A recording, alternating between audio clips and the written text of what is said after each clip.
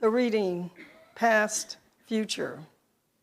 As we turn toward the new year, like Janus, we gather with part of us looking backward and part of us looking forward.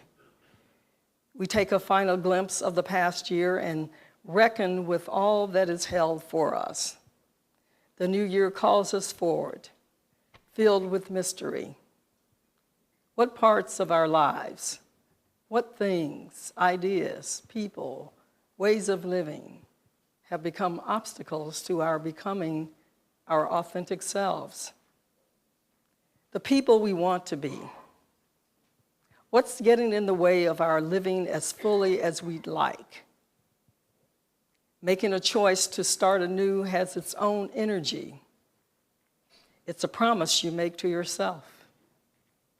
If the past year held joy and growth, may that sweetness continue to bless. If the past year held pain and bitterness, may you be relieved of those burdens and renewed for the journey ahead. Let us look to the new with hope, with curiosity about its many unknowns, and with faith in our strength to navigate it with grace. There ends the reading.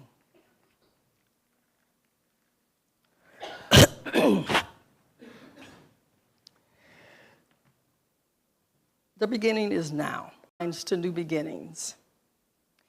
We're at the beginning of a new year. However, starting new is most powerful when we focus our attention to what we are choosing to create.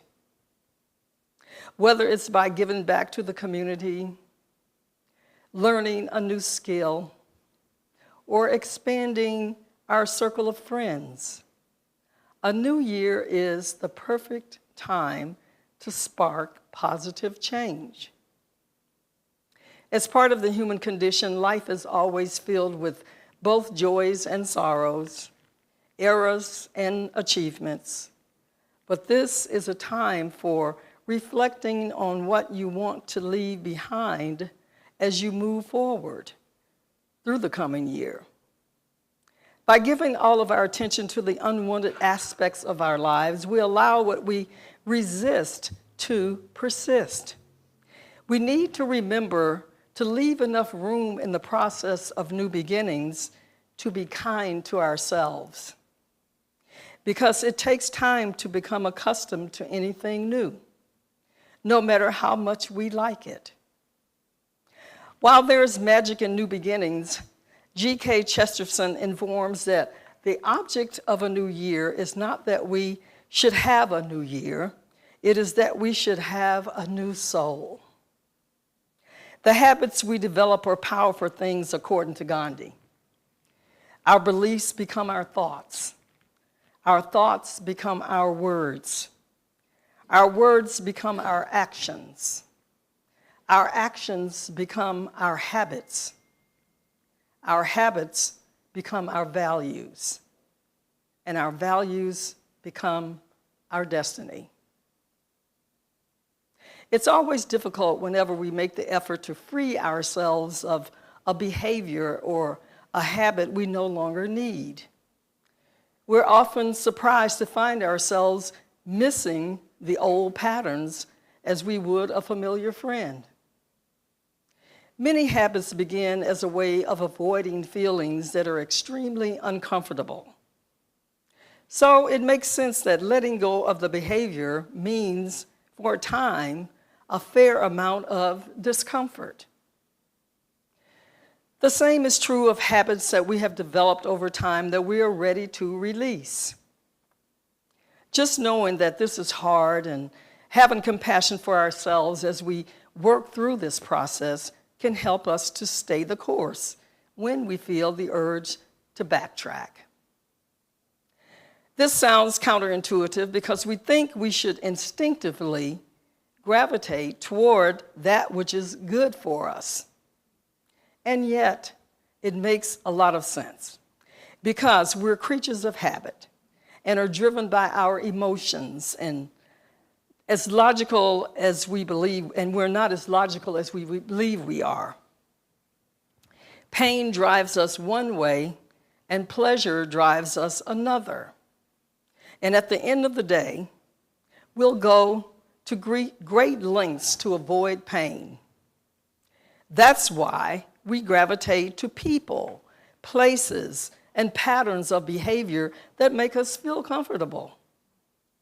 Therefore, many of the habits we form are not conscious and are based instead on learned behavior from role models who were not always making the healthiest decisions.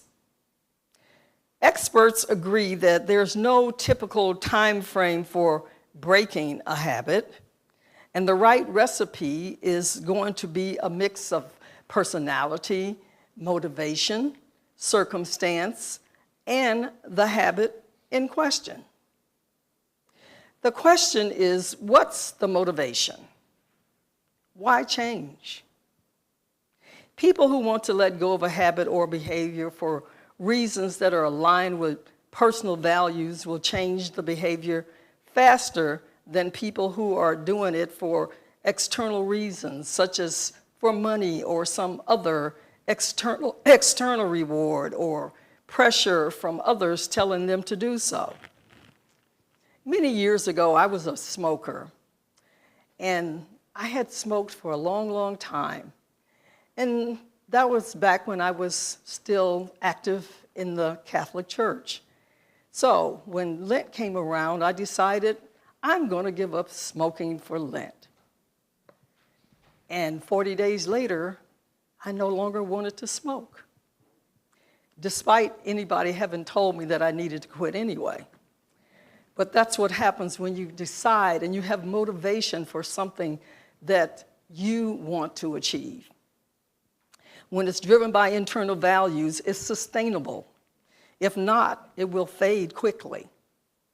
It's not about what others or other people say or do, it's what we tell ourselves. And above all else, don't buy into the notion of, I'm too old to change.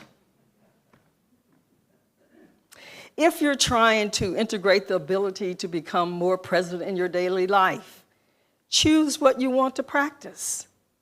You may want to integrate more formal practices that would come in the form of a sitting meditation or mindful yoga. Maybe you want to integrate more informal moments of just being present to whatever you're doing, or both. Perhaps it's exercise, better sleep, or being a more present friend. In any case, having an awareness of what you want to do is the first step. To relinquish an unwanted habit, you must acknowledge it by bringing it into conscious awareness. Take a few moments to identify a behavior that is getting in the way of your health and well-being. Close your eyes and ask yourself, what do I really want to change? Envision the change you want to make.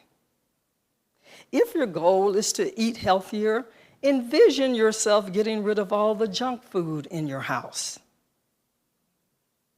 Buy fresh, organic ingredients and prepare them in your kitchen. Instead of winding down in the evening with your usual snacks and hours of television, practice meditation or yoga. I have to admit that last one is what I will work on. It's okay to wind down watching TV with popcorn, but not with all the candy that I eat. You might schedule a regular afternoon exercise time to release frustration of the workday and difficult coworkers. Create the new script in your mind and write it down. Read it each day, making revisions that improve the story.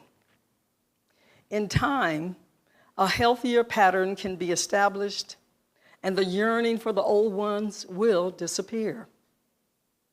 As a member of this congregation, the change you wish to make may be connected to the way you integrate yourself into the health of our shared ministry. Do you continually oppose new operational ways of being that will bring UUNB greater visibility in the community without discussing the pros and cons with church leaders? Perhaps the change you seek is to be more receptive to new ideas, to attend board meetings, or at least read the result of the boards of trustees' work in preparation for congregational meetings. And please read the newsletter, because Jan puts in a lot of work to get it out on time.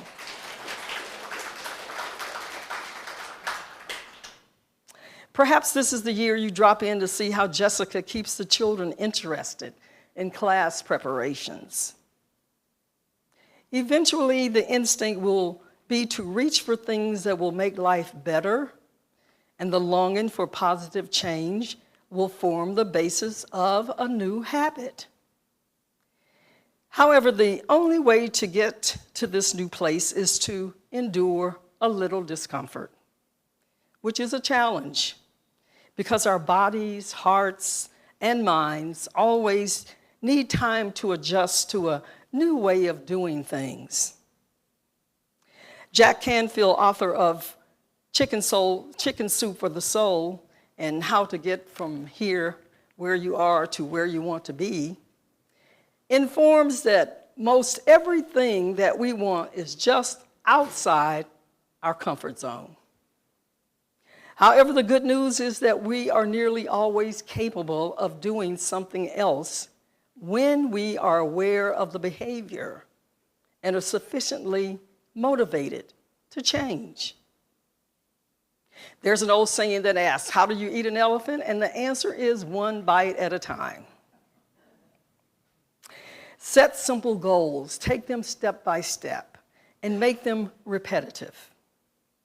Repetition is what formed the behavior or habit that you want to let go of, and daily repetition will establish the positive replacement. Habits fill deep-seated needs, so when you drop an unwanted behavior, it's important to replace it with a nourishing one. The key is to find an activity that provides sustainable comfort that replaces the temporary relief your old habit provided. When we decide to rid ourselves of unpleasant habits or behaviors and choose a better way, sometimes we find that some of the people around us are uncomfortable with the change. Therefore, you may need to put some distance between yourself and those who continue to engage in the habit you are letting go of. For example, if you want to end a pattern of workaholism, seek out people who have found a measure of work-life balance. You'll likely be influenced by their healthier approach. It's important to keep in mind that the changes we seek in our lives will adapt and eventually become our allies if we remain true to our vision of a new way. Unitarian Universalist third principle calls us to the acceptance of one another and encouragement to spiritual growth in our congregations. So don't be afraid to ask for support from others, because letting go of negative behaviors and habits helps us to be the best version of ourselves that we can be, emotionally, psychologically, and spiritually. However, if you do stray, practice, forgive, and invite. Forgive yourself for the time gone by. Learn from your obstacles and invite yourself in that present moment to begin again.